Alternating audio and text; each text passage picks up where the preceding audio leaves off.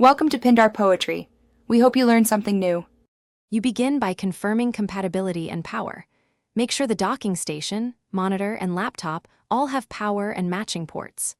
Once done, connect the dock's power adapter and plug the monitor into the dock with the correct cable type. Make sure the laptop's drivers and OS updates are ready, because device negotiation often depends on firmware.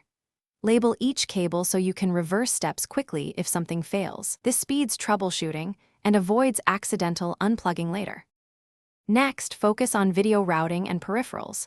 Switch the monitor to the input you used and then attach your keyboard, mouse, and external drives to the dock.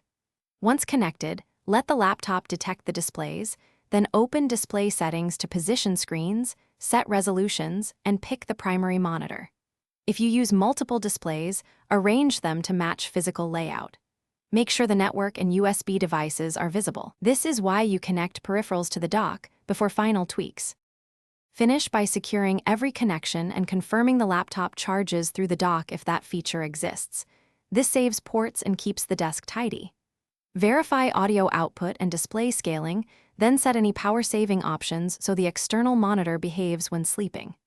If you see no video, try one key fix. Fully reboot the dock and laptop, swap the video cable, and update drivers. That sequence resolves most issues because it resets the dock's handshake and clears driver mismatches. Thanks for watching. Consider subscribing if we helped you.